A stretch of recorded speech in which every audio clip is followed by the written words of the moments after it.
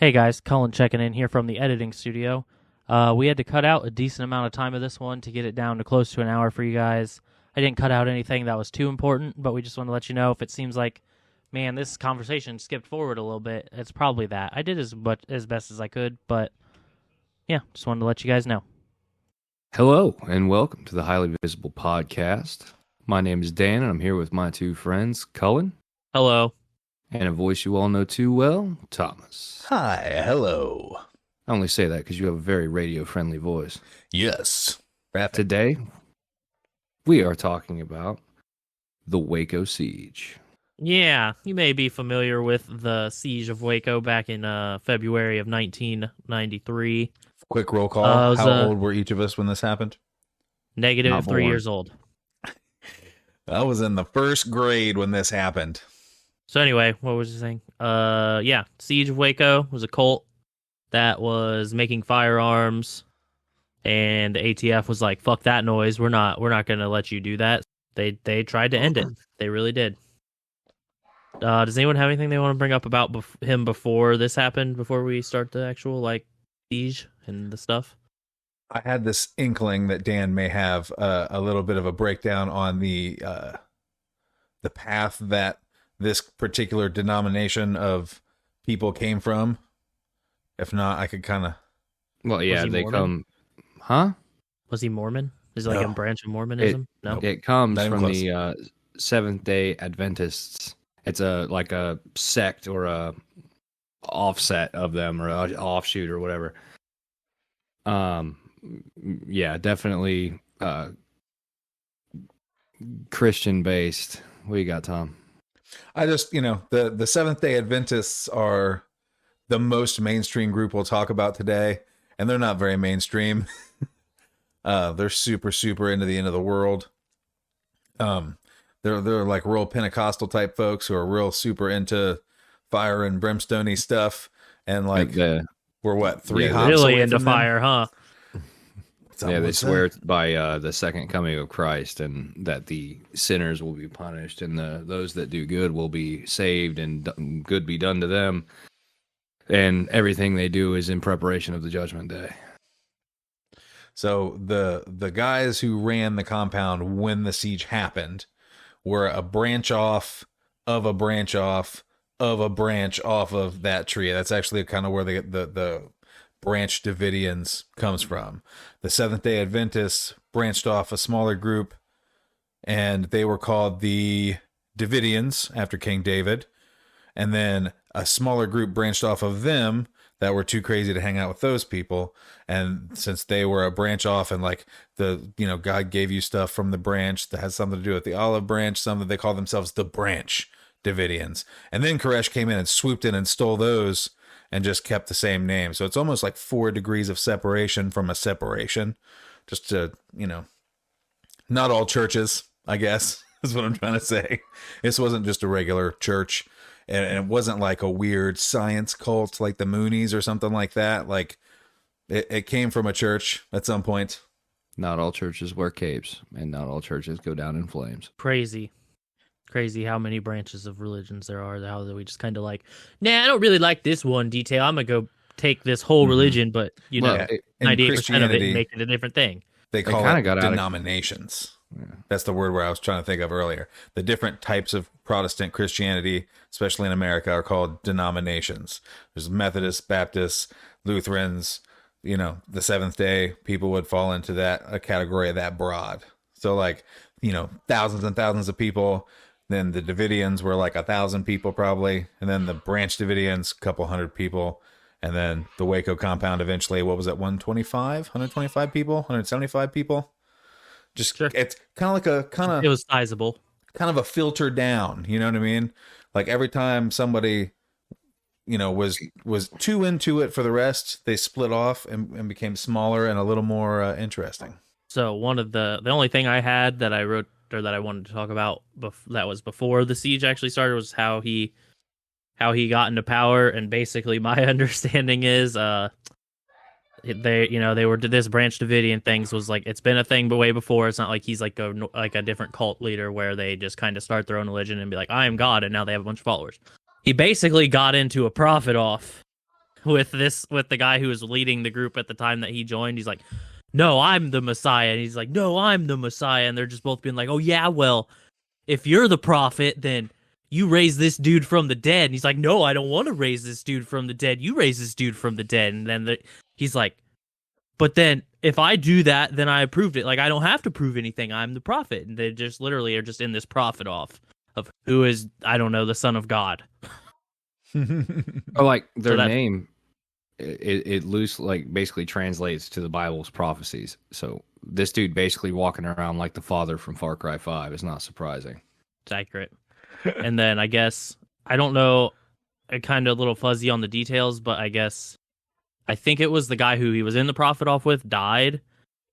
And then like his wife was basically like the matriarch of the group. And then he just started fucking her, even though she's like 60 years older than him. And that's how he became, like, how he got more I'm power like in the group. 100,000%, but I want to say that she was in charge when her husband died, and the profit off happened with the son of her. Oh, So maybe that's it. Yeah, I think that him seducing the old woman partly was to dishearten the son so he could beat him in this like battle of charisma. This is actually where my one cool thing kind of comes in. So the Davidians were, I'm trying to look up and make sure it's the right name. That's why I wasn't paying attention for a second there. I think it's the Rudin family. I'm almost positive, but I can't seem to Google it very fast. I do remember that. Roden, R-O-D-E-N. The Roden family. So the old man that died, old man Roden, old lady Roden, she becomes the matriarch. She is the one who is in charge now. She has the message and stuff. Most Christian groups not super tight about having ladies be in charge. So Yeah. that's part of the reason why the son was going to take over. So the infighting is fascinating to me because I learned a thing just this morning about the Roden family. So the things that David Koresh, this is another thing I want to get back to later. The things that happened at the end of his life all sort of harken back and mirror things that happened in the earlier parts of his life. So like when he was with this matriarch lady who was at the head of the Branch Davidians at that time, she was helping to teach him, right? And like she was the one who had the message. Well, it turns out, like 90% sure, she was getting all of her new stuff from a preacher guy who had a cult in Florida whose name was Cyrus Teed. A lot of the stuff about marrying all the women and the house of David and all of this stuff. Cyrus, if you're not aware, the Hebrew pronunciation of Cyrus is Koresh. So it may even be where he got the idea for the name. So this lady was stealing her cult leadery stuff from Cyrus Teed and then feeding it to David Koresh as a young man while she's influencing him and sleeping with him and putting him in a position of power, right? And then he grows up to be in his own position of power. He has his own cult. What's he do? He names himself after this Cyrus Teed guy, and then he does the exact same stuff that he was trying to do before his cult dissolved in Florida. That was like my cool sidewinder thing.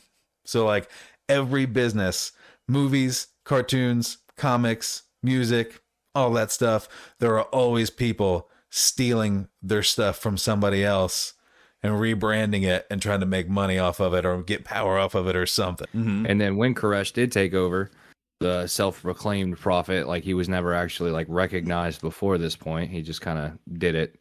He took over in 1990 and he was a polygamist, which is one of the big things about him. Depending on what source you get it from, he had multiple, well, he obviously being a polygamist, he had multiple wives, but depending on the source that you're looking into or getting your information from, the majority of those were claimed to have been underage followers, and that he was supposed to have had a lot of kids with them, which we all know what happened to his litter. Mm-hmm. But yeah, and you said in the beginning that that the ATF stormed, or we'll get to it, but that because he was making guns. Yes. Like the charges that those that survived were brought up on had nothing to do with manufacture or production of firearms. That's what I'm saying. Like and one of the big things that was one of the biggest problems that especially a lot of Texans, let alone a lot of Americans, had was the amount of force produced versus the charges brought. You know what I mean? Absolutely. And I mean, anybody that knows anything about Waco, that's like the first thing people do know is like the controversy. It's just a whole mess. But the whole point is that they air quotes stockpiled, end air quotes, firearms and ammunition because of their belief in the coming judgment day. That is not a crime. Just like anyone. They weren't just anyone either. That's the other thing that people always forget to talk about. They had their gun dealer's license. They were licensed to FFL. Yeah, they were able to make, buy, sell, store, modify. Like they weren't just, my name's Bob and I got all these guns. Like they had a whole bunch of documents and paperwork and yeah, they legally went about it, absolutely. Yes. But even Bob can even do that. But I'm just saying, as an institution, with that legally filed, there, like I said, and I'm not trying to turn this into a whole thing. I'm just saying, like, that's the reason why a lot of people have a lot of problems with Waco is because of the amount of force versus the charges brought. Because it wasn't because they were doing big bad like gun stuff, but they use guns as an easy scapegoat. Like fucking Prepper in goddamn Texas probably has more guns than the Waco fuckers did. Yeah. The Waco people did. That is my big giant gripe about all of this. This is a gripe I have with law enforcement in general. Every single time they have the chance to grab a dude on the way out of his mom's house when he visits her every Sunday and just quietly take him in instead of breaking into his house at 2 a.m. and scaring the shit out of him and shooting his dog, they always seem to choose the 2 a.m. shoot the dog route. And this is absolutely an instance of that. Like, there's how much documentation that he left the compound frequently by himself, unarmed, all the time. They didn't need an arrest warrant for him at the place. They had a bench warrant. They could have grabbed him at the grocery store. They chose not to. I hate that. Well, I got something on that, but go ahead, Cullen. So what I basically found that the reason they did that, and it's going to probably make you even more mad, is you know how our city has a police Facebook page, right? And they got a post that they got the local weed dealer with a ounce of weed in a fucking 9mm, and they can post a picture of it. That's why they did it, like this whole big like ordeal, and they told the news before they fucking even did the raid. They're like, so they could get the cameras there so they could all just look like big heroes. And it's just like, there's also more to that as well. They wanted to look like heroes at this time really badly because this is right after Ruby Ridge, where they also shot an mostly innocent family for no reason, excessive force, blah, blah, blah, made themselves look real bad. But also, I think maybe even more important than that was I'm pretty sure this is just after Jonestown, too. So it's kind of like a combination of those two have a little baby, and here's Waco. And Jonestown, they came out, the officials came out of Jonestown fairly neutral. It happened in another country. They sent somebody to help, investigate and figure it out. They were doing their due diligence, trying to help the American citizens who were there, blah, blah, blah. Bad things happened, nothing they could do about it. Ruby Ridge was the opposite of that. That was in our backyard, normal, semi-normal, kind of weird, really. But you know what I mean? Like a family, 4 people. Way too much force, way big overreaction, bad communication, just real publicity nightmare for the exact people who were here at Waco. The same team, the same chain of command. The whole grabbing somebody, that absolutely, that I agree with that. There's a better, more professional way to do it. But aside from that, mind you, these fucking people, let's just backtrack a little bit. They came to the compound because of ammo. It's not illegal to stockpile 16 million rounds. If you have the cash, you can stockpile all the ammo you fucking want. But never mind the fucking fact that this dude was allegedly openly fucking underage people. Yeah, having sexual contact with minors and things like that. It wasn't the same reason, the same thing that you just did to me, where you're like, it's legal to have that much ammo. It's legal. Like, all of those girls supposedly were his wives, and in the state of Texas at that time, if their parents consented, it was legal, all that stuff. So like, that's what I'm saying. Like, there's a lot of weird, wacky gray areas in this story for sure. The problem with this is, like, I don't know exactly. Like, you could have just gone, like, why didn't we just knock on the door, be like, hey bro, heard you got a lot of ammo. Do you mind if we just come walk through? Like, and they walk through and they're like, man, there's not a fucking I don't know, 1,000 pounds of dynamite in there. Like they just got a lot of ammo. It's fine. Like why? I don't understand why we went straight to raid from Well, like we didn't we didn't. just We did, yeah. Supposedly, The ATF did. CPS actually were called because they said that these kids had access to all of these firearms, which even if they're legally owned firearms, if they're improperly handled or they're putting kids in danger, that is like a question of the law. And CPS went in and they're like, nope, everything's locked up and up on shelves and everything's stored properly. Like there's nothing we can do. So like it was purely a miscommunication. At the best, it was a miscommunication where they just didn't talk to the other agencies involved, and at worst it was like they purposefully didn't read that report because they didn't want to have one of their excuses to go in there taken away. Yeah, the more you like learn about this, or at least for me, the more it feels like a pissing contest. Yes. Like you got to understand, the initial warrant and the search warrant and the warrant for his arrest was served by the fucking ATF. Mm-hmm. No local law enforcement, no state, nothing. The ATF. Well, and that leads me to my final, like on this point, like leading to the siege in history. There's a few events where there's the shot heard around the world thing, where it starts and it sparks a historic moment, but nobody knows who did it. Waco is one of those. So basically, my understanding of this is the only thing that there's only one way you could have proved who shot first, and it was the front door. Because that's where the first shots were fired. Supposedly, the front door was taken off by some random Joe Schmo, and we just didn't give a fuck, and they took it in a U-Haul van, and they just left. So I don't think the Davidians did that. I think because I don't think they would have been like, yeah, let's get rid of the front door. Why else? Even then, if it, I'll say, like, if it was a cover up or whatever, whatever side you lean on, it would be so much easier for them to just suppress it completely and leave no doubt and be like, they fired first. But they didn't even do that. Mm-hmm. They're so fucking stupid and so unsure of themselves. They're like, we don't know. They're also constantly fighting each other through the whole thing. The FBI negotiators team is fighting with the head of what are they called, Dan? The hostage recovery, the HRT, whatever it is. Sure. Those guys, and those guys are also not completely tied in with the ATF agents. So nobody actually really knows who's in charge. So like homeboy's on the phone with David Koresh making promises. And then the HRT guy's like, we're not fucking doing that.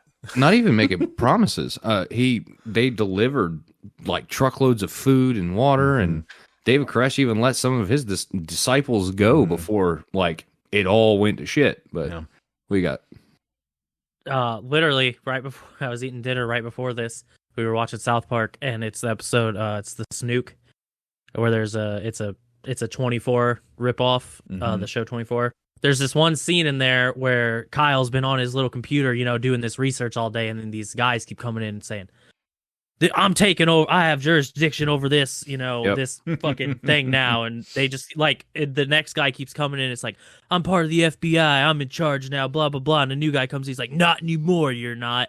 And it just keeps happening 4 times. I feel like that's what this was. Like, it was failure on all fronts. Not to mention the tactics employed. Once things started to deteriorate, like it's understandable. They cut, especially once shots are fired, the situation changed for sure. Mm-hmm. But the problem is who fired first is complete. Well, not really, because in America, for some reason, self-defense applies only when you're not talking about federal agents being aggressive. I agree with everything you're saying. Do you guys want to get into the timeline so this is a little more organized? We're not just like, well, they were doing this, but it's like, well, that's day 27. We're setting a good tone for the fuckery that is afoot in this case. Oh, there's some shiggity fuckery afoot. There's some shiggity happening. The only thing saving the government from this just being a complete shitstorm is the fact that Koresh was kind of also a shitty guy. It wasn't if he was a saint, he did everything by the book. There were no young kids. He was just a normal dude doing things by the. Oh God, this could have been a shit storm. If he was even just a bad regular dude, it still would have been fine. That's how Ruby Ridge was. That dude was weird and antisocial and wanted to live off the grid and all these things that were red flags. But he started hanging out with white power dudes and sawed off a couple shotguns, and the ATF just seized on this, and it went super bad. But he was just he was a normal dude who was kind of weird and antisocial, and they pushed it to that point. This dude is, he's not just antisocial, he's like proto-social. He's creating his own society. Like, you don't push this dude further into his hole. Why would you think that would work? I had no idea They what didn't. Ruby Ridge was. Just saying. When you're like, he's quick antisocial and all rundown. this. Okay, so Yeah. this guy moves into the mountains, goes off the grid. Him and his family are living like super Basically Old you. Testament, doing their own work, growing their own food, et cetera, et cetera. The ATF is watching this like KKK white power compound that's like 16 miles away from where he lives. He knows some of those folks and goes to their birthday parties and shit. He starts kind of hanging out with them. Eventually, he needs some extra money. He's running out of money. He needs something. One of the guys is like, if you none of us can buy guns because we're all felons. If you get us a couple sawed-off shotguns, we'd make it worth your while, blah, blah, blah. So he goes, saws off a couple shotguns. The ATF figures it out. They kind of help him sell the shotguns, I think, and entrap him. And then they charge him with that thing. He doesn't show up to court because he's off the grid, and they rechanged his date. And then they decide to sneak in and arrest him. They sneak in through the woods, scare his dog, shoot his dog. The kid is in the woods hunting, sees a random stranger on his property shoot the dog, shoots that guy. That guy starts shooting at the house. Then everybody starts shooting at the house. And then the mother and the younger child get shot together. And then the guy turns himself in to keep the rest of his kids from being shot. And that was Ruby Ridge in a nutshell. Yeah, you lost me a white supremacist. I'm good. Yeah. Everything else sounds tight. Living off the land. It's basically Dan's living alone. He did one illegal thing. Mountain Here comes the fucking FBI. They shot his dog, and now Dan's super pissed. Yeah, except Dan's not surrendering, because I wouldn't drag my fucking family into something like that. If I was so goddamn determined to do that, I would do it alone. But stop fucking tying me into these white supremacist scenarios. Buckle up, buckaroos. Okay, so Sunday, February 28th, 1993. At about 9:30 a.m., agents of the Bureau of Alcohol, Tobacco, and Firearms attempt to execute arrest and search warrants against David Koresh and the Branch Davidian compound. Gunfire erupts, 4 ATF agents are killed and 16 are wounded. An undetermined number of Davidians are killed and injured. Within a few hours, the FBI becomes the lead agency for resolving the standoff. By the afternoon, advanced units of the FBI's hostage rescue team, HRT, arrive, and the telephone conversations are underway between Koresh, Steve Schneider, and Wayne Martin on one side, and the ATF's Jim Cavanaugh and Waco Police Lieutenant Larry Lynch on the other. Koresh discloses that he has been wounded in the hip and left wrist. Koresh is allowed to broadcast his religious teachings on Dallas radio KRLD and does a CNN telephone interview. Michael Schrader, a Branch Davidian, is killed while he tries to return to the main building. Texas Rangers begin an investigation, but are barred by the FBI from continuing at about 5:30 p.m. Jamar arrives at Waco and chooses Byron Sage of the FBI as chief negotiator. President Clinton follows events closely throughout the day. That was a mouthful. We need to talk any more about the day one. I just got yelled at Dan for eating on the podcast. Let's not. I already made my stance on what he's eating clear. You'll have to watch it to find out.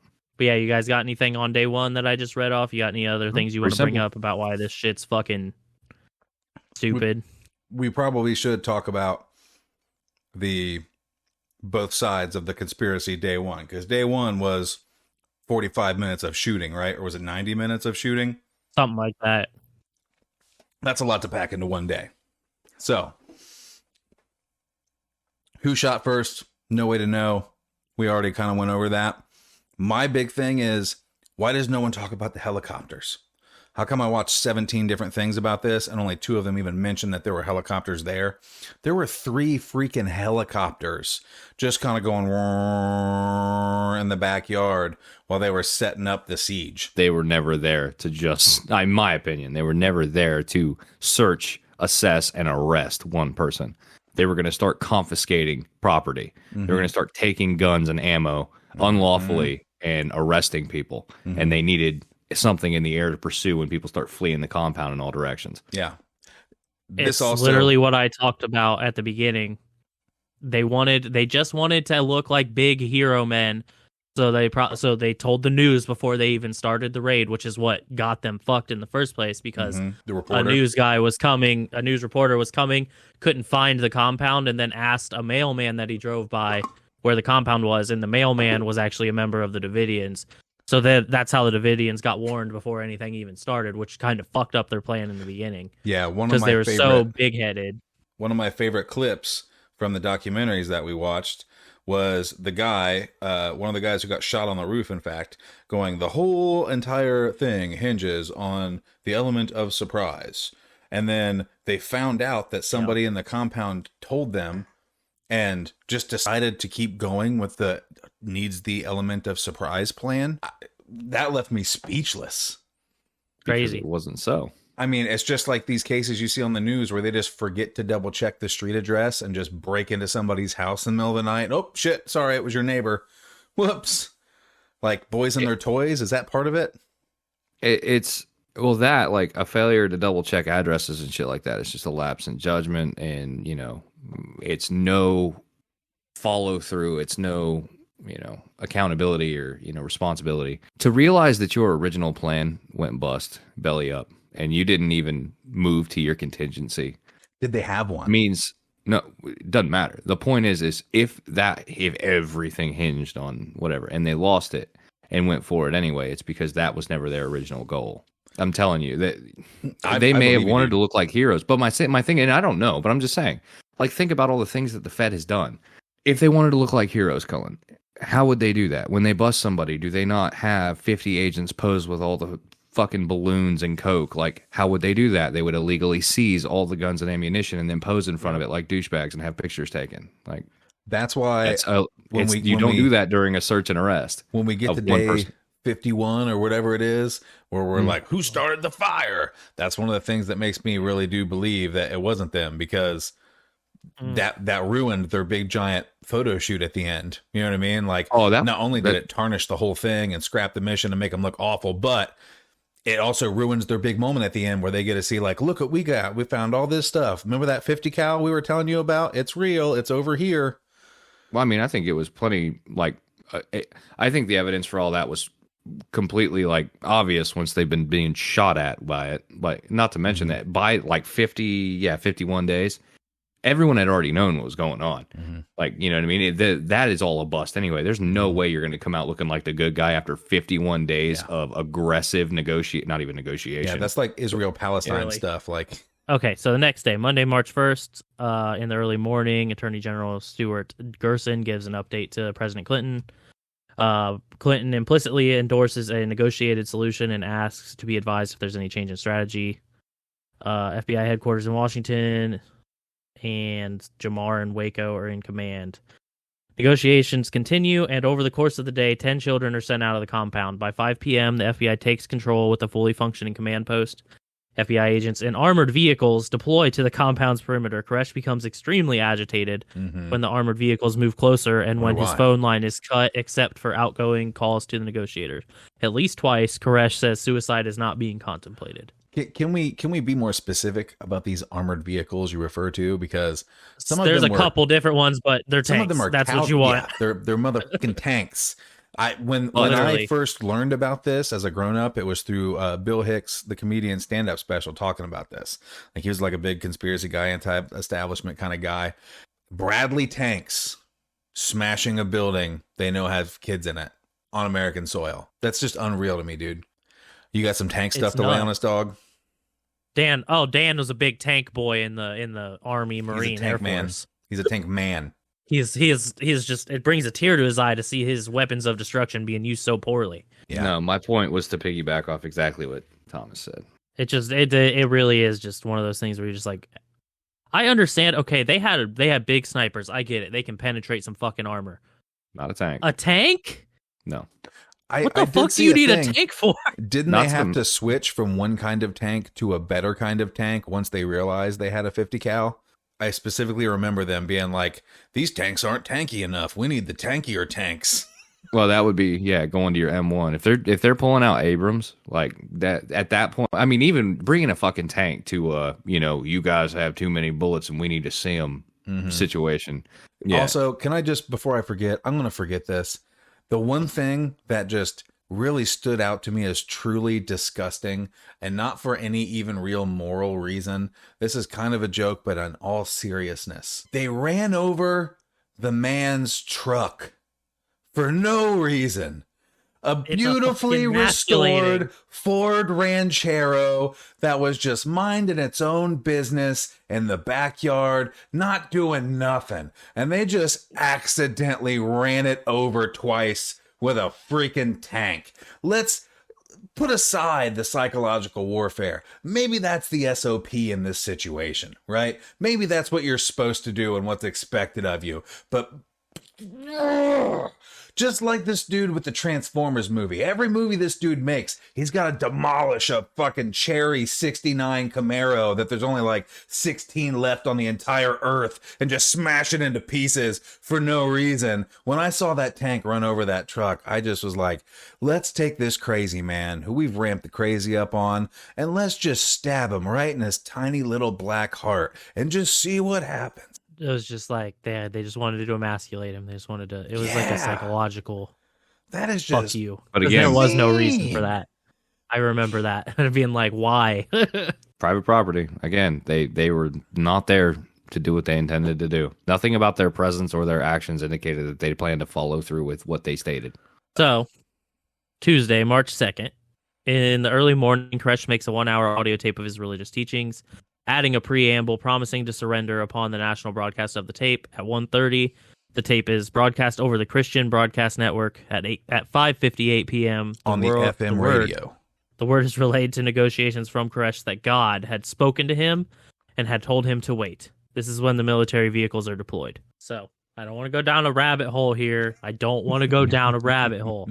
But thought just popped into my head. If you are him and you truly believe you are the next coming of God. Yeah.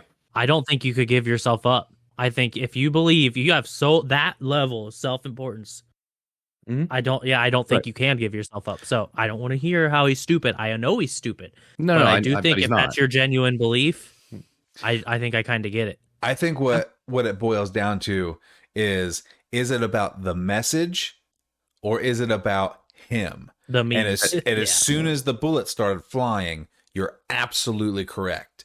As soon as the bullet started flying, if it's about the message, then he should say, let the bullets take me, let my flock go free and spread the message. These people have been living with him for 4 years. He's been running their whole lives. If they can't spread the message for him, then he is a terrible messenger. So he proved as soon as he decided that they had to die on their hill, that minute was about him and seeing how far he could take people to serve him. Exactly. Pure ego. And not to mention, he is fucking stupid. I'm going to change what I just said. He is, because think of the level of martyrdom he could have reached had he have walked out, arms out, and gotten capped by an ATF agent. His flock would have went to all 4 corners of the globe and talked about how this dude was the second coming, how it is Judgment Day. There is an argument that was one thing the ATF was pushed into this situation for, and no one will talk about it because it was like a backdoor smoky room kind of meeting, is that's what people were worried about. Like, he had followers from around the world. He had followers from England and Australia and Hawaii and all these different places. And they were probably a little worried that he would spread this shit far and wide and it would become a phenomenon like the Moonies that the government has to be afraid of. All right, Wednesday, March 3rd. Speaking with negotiators, Koresh accounts for his failure to surrender, as agreed, by saying he's dealing now with his father and not with your bureaucratic system of government. And he delivers various rambling sermons focusing on such biblical matters as unlocking the 7 seals and interpreting God's intentions about the end of the world. In a late evening conversation, he bristles at the movement of armored vehicles around the compound and says the FBI would have to look at some of the pictures of the little ones that ended up perishing. I think it's also him being like, I think that your plan is to kill us all no matter what we do, and like trying to push that out and see what they do to send it back. And like, most likely he was right. Thursday, March 4th. Negotiators jawbone for 11 hours with various Davidians, including 7 hours and 38 minutes with Koresh. And this is important. This is the part that I left it in here for. 2 FBI psychological profilers say a strategy of negotiations coupled with ever-increasing tactical presence could be counterproductive and result in the loss of life. Bingo, that's the whole fucking problem. And they knew about it, and they told them, and they were just like, nah. Okay, and how many days is that from The day that's documented that they decided that, how many more days is it until the whole place is on fire? Well, that was the 5th day, so about 46. So this isn't like they figured it out right before it was too late to turn the ship or anything No, like that. they month and a half later. March 5th. 9-year-old Heather Jones leaves the compound wearing a note pinned to her jacket on which her mother says that once the children are out, the adults will die. Koresh and his top aide, Steve Schneider, deny they are contemplating suicide. The FBI concludes that the Davidians have a 1-year supply of food, including abundant military rations or MREs. Koresh continues preaching and threatening violence. Yeah, he's also wounded during this time. We should probably reiterate. He got shot he two got different shot the first day. times. He got shot in the hand, and then he also Hip and got left shot. Like the video shows, it was kind of like in the kidney area on his side, and went in the front, went out the back clean. Probably looked like it hurt like shit, but put him down. It clipped his hip, it looks like, and he was like laying in a bed most of the time he talked for the rest of this standoff. Which that's got to really play into your mindset too. If you already think you might be wounded enough, yeah. Like what else does he have to lose anyway? So this next one I think is actually, it's very short, but I think it's kind of important, and it's also, I just don't get this story, man. I don't know what happened. Saturday, March 6th. In an early morning conversation, Snyder suggests federal agents might burn the compound down to destroy evidence. And this is day 7, I think. I wish we could know this without doing a bunch of Googling, but they gave food, like Dan was talking about. They put microphones in a bunch of the food, and they do seem to have audio recordings of them talking about spreading the fuel and waiting to light it up until the tanks come. So, like, they may have been setting the grounds for the ATF to get blamed for the fire that they set that early. I didn't realize that conversation happened that early in the timeline. I thought this was like 30 days in they said that. So that's interesting. Okay. Next day, Monday, March 8th. Or no, this is 2 days later. We finally skipped a day. Sunday, not shit happened. Monday. Videotape of the children in the compound is sent out by the Davidians. The negotiator log shows that when the tape is reviewed, there is concern that if the tape is released to the media, Koresh would gain much sympathy. Because he's very nice to the little children, and they seem to like him. They also had really creepy programmed responses for some stuff, too. Like some real dead-eyed yes sir, no sir kind of shit going on in there, which I don't know how I feel about. You know what I mean? Like, the people who survived said that they taught the children and punished them strictly to obey commands immediately, because in a life or death situation, there's no time for hesitating. But I feel like that kind of programming goes in other directions as well that we probably don't need to talk about, but are just exceptionally creepy. Next day, Tuesday, March 9th, hostage rescue team members see weapons in the windows, and firing ports are being cut into plywood placed in the windows. On several occasions, tactical pressure is exerted on the Davidians, either without consulting the negotiators or over the negotiators' objections. Mm-hmm. So pretty standard stuff outside the, hey, we're gonna start drilling some holes in the wall and sticking our barrels through it. One of them was the 50 cal. Pretty uneasy. Yeah, the 50 cal came out from the watchtower. Watching that sniper guy talk about that 50 cal just appearing out of a window and being the guy who sees it, like the way his eyes get wide, remembering that is just like chilling to me. I don't know a lot about guns. Obviously, a 50 cal is a big gun, but like to watch how he's like, I'm in the game, we're doing this is what's going on, and then he starts talking about that 50 cal sliding through the window, and he's just like, you know what I mean? It's like you were talking about a football game, and then all of a sudden the Space Jam monsters came out the second half, and you're like the game was leveled up. As soon as they saw that, they're like, we're not just dealing with AR-15s and AK-47s and long rifles and the stuff we thought about. We're dealing with a bunch of stuff. Let's try to move this forward a little bit. It's going to be a two-parter. We got to talk about the last day still. Yeah, no shit. Friday, March 12th.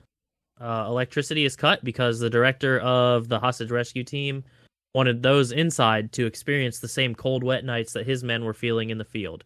The Davidians say the power shutoff is a huge, huge setback, causing Schneider and others to change their minds about coming out. Absolutely a petty, which is bullshit. They weren't coming out. Petty move. But still, it's nuts. ego trips on both sides. I don't know if I agree with that. It's ego trips. I think they just wanted to be like, oh, yeah, we're gonna come out this time, guys, I swear. And then they're never coming out. I'm talking Well, about no, the yeah. HRT guy saying like, we have to be cold, Yeah. so you got to be cold. Like that's That's what I mean. that should not Like, be a I mean- part of your equation if you're actually just trying to get the kids out. We keep circling back to that. Sure, Their goal that's must fair. not have really been just getting the kids out, because HRT seemed way more into instigating the situation than getting the kids out. Okay, Monday, March 15th. The FBI establishes a modified negotiation strategy, continuing to insist a peaceful resolution, but refusing to listen to any more of what they call Bible babble. you bring them kids out or we'll shoot them. That's our negotiation strategy. That's not. Oh, wow. Oof. See, and Sorry, you were saying that's what Bible babble is. I was like, I didn't read that No, passage. they're sir. like, our new negotiation strategy is bring them kids out or we'll fucking burn them. All right, Thursday, March 18th, the FBI broadcasts a message to those in the compound over a loudspeaker saying they will be treated fairly if they come out.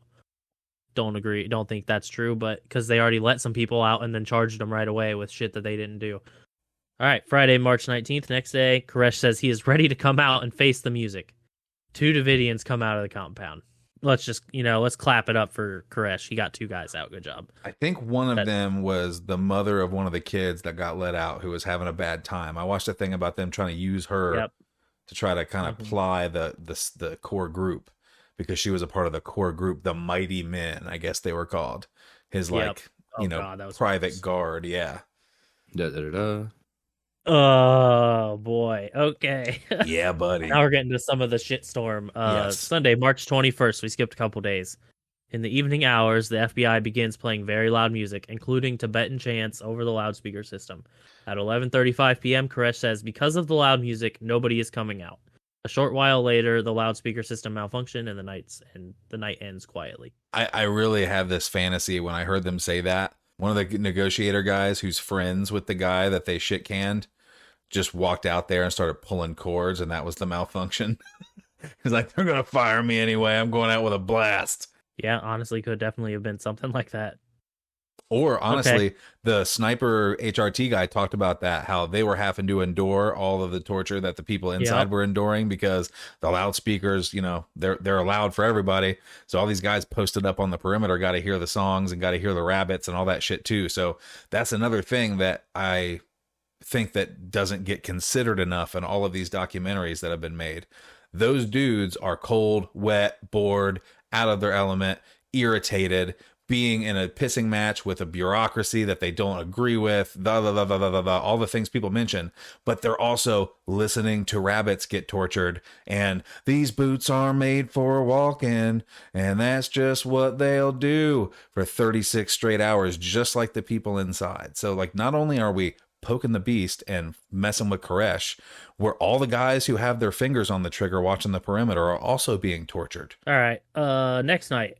10 p.m., the FBI shines floodlights on the compound and plays over the loudspeaker tapes of previous negotiations and messages from those who had exited the compound.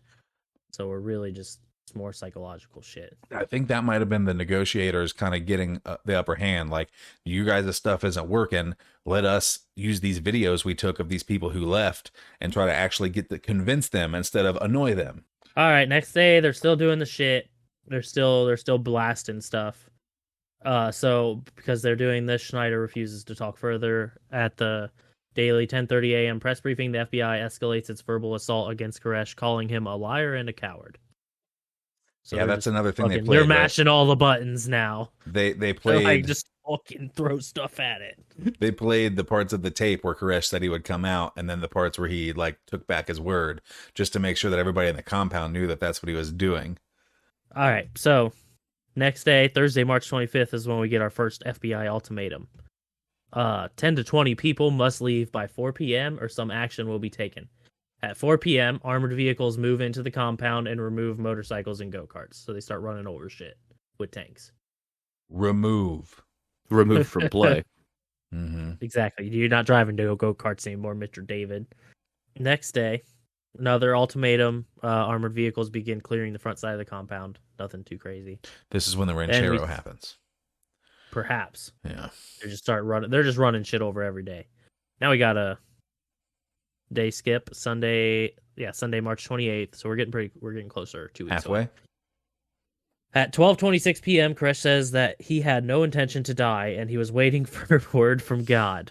And then after this, we do jump 11 days. So I just wanted to say in that 11-day windows, they were just negotiating. It wasn't super exciting, and they're still playing this shit at night. They're still torturing them, but it's just kind of same old for. They're also their place is flooded because the water tanks got shot in the altercation. They are eating MREs without even being able to like microwave or anything because they don't have electricity. I'm pretty sure though, one of the things that's interesting about this is right when portable technology first started being a thing, that at least one person in that place had to have had a portable television that you put little D batteries in, you know what I'm talking about, from like old 90s sitcoms. Somebody had to have had one of those because they were aware of what was being reported about them on the news. That's how they knew that all these people who walked out were being arrested. Interesting. I put that together myself. Okay, so after that timeline jump, Friday, April 9th, we're getting pretty close. We got 5 more days that I got written down. 10 days left. Koresh sends letter to the FBI saying, the heavens are calling you to judgment. 2 experts analyzed the letters, and 4 others sent over the next few days, and conclude he was possibly a psychotic and had no intention of leaving voluntarily. The FBI finalizes plans to use tear gas. So he's going nuts. He's starting to lose his mind a little bit from the sounds of these letters. Not that he wasn't nuts to start, but yeah. He also may have an infection at this point that is like, you know, Yep. He it's hard to say.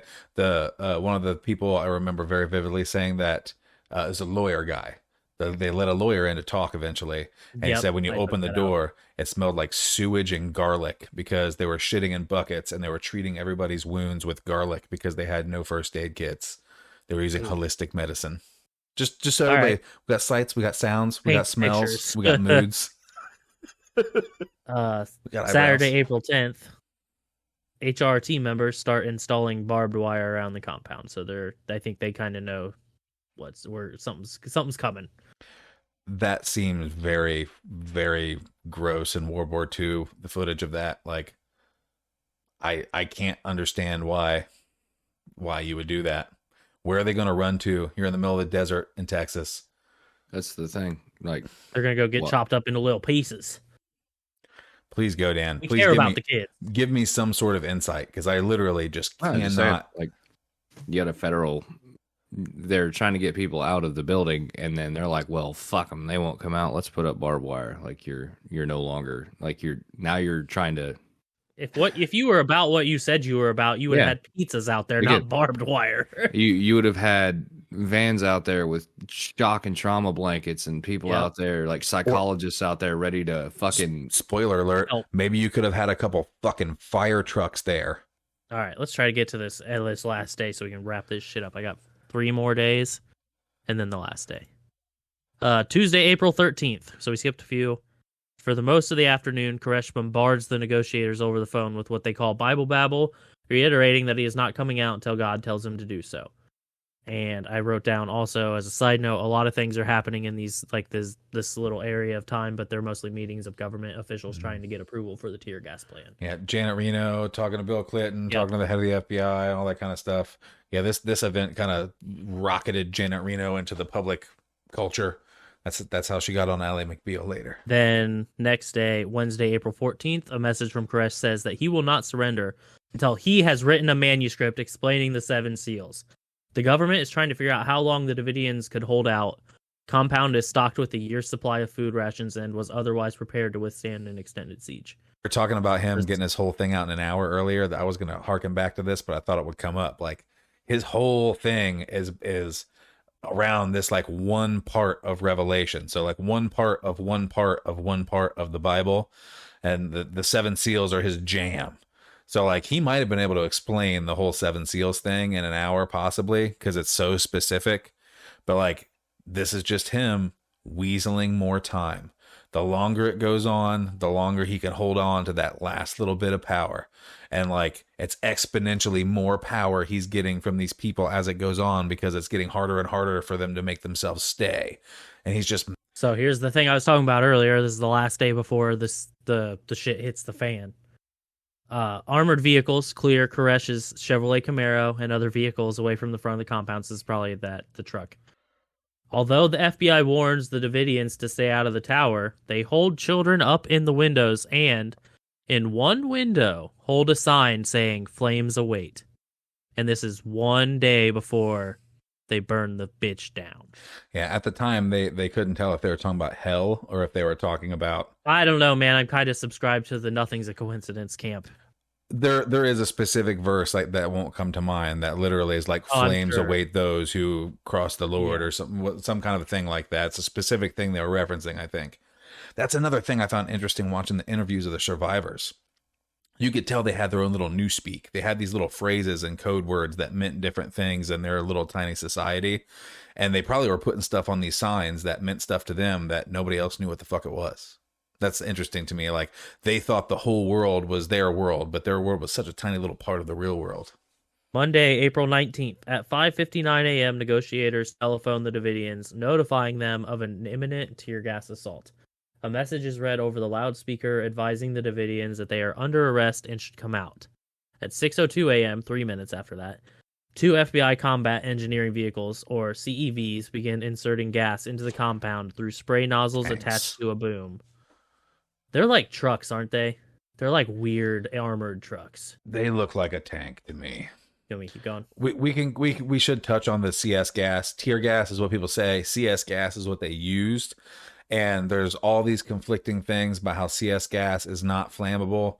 And it's not really a debate from what I could see. CS gas, the chemical itself isn't super flammable, but to turn it into an aerosol, you have to use a propellant, and almost all propellants that are known to exist are flammable. That's why you can make hairspray into a flamethrower, et cetera, et cetera.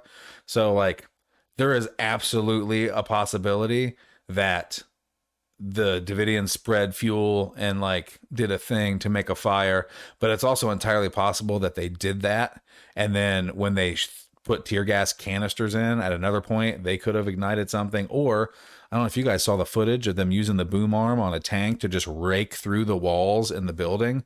Like, all they got to do is rake through a couple power lines that are in the wall, shred them enough that they ground on themselves, and they will superheat like the element on the top of your stove and could very possibly start a fire later. There's all these confusing things about the fire. I just thought we should bring that up. The Davidians start shooting, and the FBI begin deploying Bradley vehicles to insert ferret rounds through the windows. At 6:31, the hostage rescue team reports that the entire building is being gassed. At 7:30, a CEV breaches the front side of the building on the first floor as it injects gas. And at 7:58 a.m., gas is inserted in the second floor of the back right corner of the building. The FBI calls for more gas from outside Waco, and at 9:20 a.m., 48 more ferret rounds arrive from Houston. Those are the grenade type rounds, right? I believe that is, I heard it described as a 50 millimeter ferret round, as in like what you put in a grenade launcher that looks like a shotgun. But again, my gun and knowledge is mostly based on movies and video games. It looks like the kind of thing that you would shoot out of the bottom of your super souped out video game gun that has a grenade launcher option. You know what I'm saying? Yep. So then at about 9:30 a.m., with the supply of those rounds dwindling, one CEV is having mechanical troubles and high winds are blowing the gas away. Another CEV begins enlarging the opening in the middle front of the building from which the Davidians could escape, and a third CEV with a boom but lacking a gas delivery system breaches the rear side of the building to create openings near the gymnasium. The two things that reminds me of, when they brought in the Abrams tanks, somebody who was involved with unloading and getting ready the Abrams tanks just made a casual mention to everyone in the negotiating thing that this is the kind of tank that could just start at one end of the building and drive all the way through the other end without having to stop. What was the other thing? During this time, supposedly all of the people, when the gas started, all retreated to a bunker area that was in the lowest part of the house. Is that coming up on your list next? No, I remember that from the documentary. Okay, but yeah, so that's a thing that half the documentaries pointed out and half of them did not. Most of the children and women taking care of the children were in this bunker from pretty early on, anytime there was action. But once the gas started, there's audio of them yelling, get your gas masks. And it seems like they all may have retreated down to that level as well. So Basically, for the next hour, they were just kind of backing into it, shooting more gas in, nothing crazy. I'm not going to read a bunch of sentences that are the same thing. The next thing of note is at 12:12 p.m., Sage, the dismissed negotiator, calls Koresh to lead the Davidians out to safety. 9 Davidians flee the compound and are arrested. At about 12:25 p.m., the FBI hears systematic gunfire coming from the compound, leaving several agents the impression that the Davidians are either killing themselves or each other.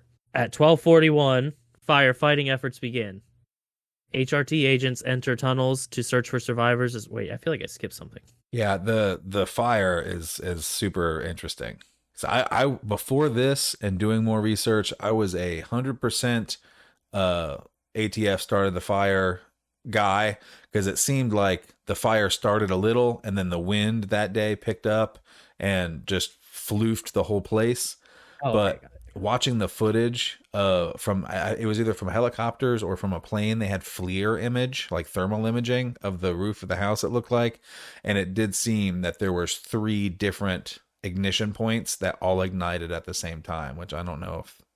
Okay, I skipped a line. I Okay. figured it out. So before Sage calls Koresh, he must have called him because he's like the fire started. Because at 12:07 p.m., the Davidians start simultaneous fires at 3 or more different locations within the compound. An HRT observer reports seeing a male starting a fire in front of the building, and that's when the calls happen. And 9 Davidians flee the compound and are arrested. Back on track. So according to PBS.com, they think the Davidians started the fires, and there was a bunch of them running around to start it. Between the audio and the sign from the last night, like, you know, maybe it is a hell thing. It absolutely could be, but I don't know, man. It's that's a big coincidence. So this is where it could also be inspiration. We get into, yeah, that's true. This is where it gets super sad though, because when the fire starts, everyone's already pre-panicked and they are in this bottom bunker area, specifically the children. And because no one seemed to know what the actual layout of the inside of the house was, I don't think that they realized that when the building started to collapse, that between the tanks and the fire, the only way that they could have gotten out was completely covered over. I remember that as well, which is yet another nail in that coffin. It's just such a shit storm. Of they didn't actually, the plan wasn't for everyone to come out, because once the fire starts, they said that they couldn't bring fire trucks because they didn't want any firemen to get shot. But I feel like if the fire department knew that there was that fire at that place and there were kids inside, they wouldn't have been able to stop them. I know volunteer firefighters, they live to put out fires, and they especially live to save people's lives. I think that they would have risked it. You know what I mean? And then once it was too late, all the fire showed up. There's also some stuff in there, to be fair.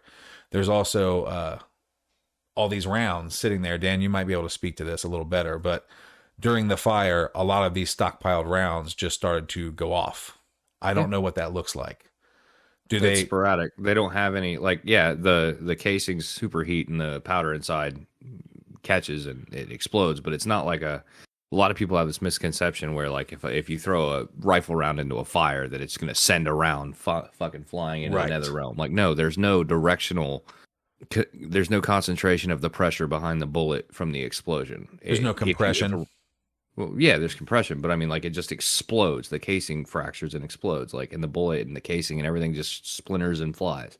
So whereas the if explosion you shove that, goes in every direction instead of the one direction. Is that what you're trying to say? Okay. Yeah. I was under that impression that there would just be bullets flying everywhere, and that's why they told the fire department they couldn't come. And I was going to give them like a pass on that, but apparently I shouldn't. Like, it's definitely still dangerous, but yeah, it's definitely not the same explosion and force that you get from shoving a bullet into a chamber that's built to pressurize and direct the blast all to the force behind the bullet and send that bullet, you know. It's kind of like we talked about with lasers. Like, a light bulb shoots the light everywhere, and a laser shoots the light in one exact direction. Yeah. Okay. So basically, the fire started at 12:07, and it is now 12:41, 34 minutes later, of this giant wood building being on fire. So it's probably pretty much engulfed. And it says at 12:41, firefighting efforts begin. HRT agents enter tunnels to search for survivors, especially children. And after her appearance on ABC's television program Nightline, Reno talks again to President Clinton. And basically, I think I like double pasted here. I know that after all this shit happened, Clinton did the fucking government bullshit of, okay, we're gonna have an investigation. Like, yeah, the government's leading an investigation on a government fucking department. Like, you're not gonna tell me the truth. You're gonna say whatever makes you look best. And I don't know. He also really whole thing is emphasized on this day, 4 agents were killed in the line of duty. Like, he prefaced it with all this stuff that made it look like the Davidians were 100% the bad guys here. And while it's hard to not agree that they were not the good guys, it's hard to say that they were the bad guys either. Yeah. So apparently their original plan after they started the tear gas was they weren't going to start like breaking the building until after 48 hours of the tear gas. Yeah, I believe they started like 20 minutes later. Yeah, maybe not even, honestly. Told the news they told the news they had 48 hours worth of gas. Didn't need it, did they? Oh, I also forgot my one other note. Unless is your thing about the bodies, Dan? No. I watched Ask a Mortician's video about this, and apparently when CS gas is set aflame, it has a chemical reaction which turns it into a cyanide type chemical, which, if anyone knows about cyanide, it decreases your body's ability to reuptake oxygen and get rid of carbon dioxide, and you suffocate to death even though you're breathing. It's supposed to be one of the most awful deaths that you can have, but very quick, and a terrible amount of people they found seem to be all twisted up like they died of that and not from the fire, because all of that CS gas lit on fire. So that was a thing that I didn't know before. That was very specific, that I was kind of, put in my notes. Not only is it flammable, but bad things happen when it catches fire. And apparently it's well known that that's the case. And none of the documentaries talked about it. So those that were arrested, all the members that left or fled or whatever, got arrested. The final charges brought against them was unlawful possession of firearms and aiding the murder of agents. So obviously, or something after they did the shit. Right, exactly. So the initial charge of unlawful possession of firearms was what all that was over. Recognize that. That was the only charge before agents actually fucking died, but that was the only charge that they brought, and what all that was for. That was the gas. The warrant had all this other stuff besides that. Right. And a little thing that I figured out from some of the sources that I referred to is one special name that was in attendance in this flock that then came back full circle 2 years later. Oh yeah, this is common knowledge. I knew this forever, but I did not fucking put it in my notes. You didn't know that? Yeah, I did not know that Timothy McVeigh, the OKC bomber, was one of the ones that was a part of the whole shebang. And then his act right? Well, his OKC bomb was in what do you call that? Retaliation. Retaliation. Because he did it on the same day that he did it on April 19th. It's crazy, man. That's fucking just how many dominoes, just how big of a fuck up this is. Not only that you killed all these men, women, children, and then you pissed off one guy so much that he's like, I'm gonna go be a terrorist now. Like, he may have been a terrorist anyway. It definitely seemed that way. If you pushed him over the edge, absolutely. You definitely contributed to his art. Yeah, we could do an episode on him too. Go team. That whole thing's interesting. Yeah, we could also do an episode on Jonestown. Jonestown's a little bit less interesting to me because it's so much more about him. The amount of stuff we know from the people who were there is littler, I think. Well, I don't think we get to see both sides as well. I don't know. I'm fascinated by it for sure. There's a lot of conspiracies about what actually happened at that one. Yeah, a lot. Dealing with the senator and stuff, and I just remember listening to about it and being like, "Oh my god, really?" The thing that I find interesting about Jim Jones is how embroiled he was in civil rights movement and ostensibly good things. You know what I mean? But he also just was dropping little crumbs the whole time. There's several times where I can't remember what he was speaking at, but he was like, someone said something about suicidal people, and he goes, "Oh, I feel some kinship with people like that. I'm feeling pretty suicidal myself today." And it's like little tiny shit like that through his life. Yeah, that'd absolutely be a good episode.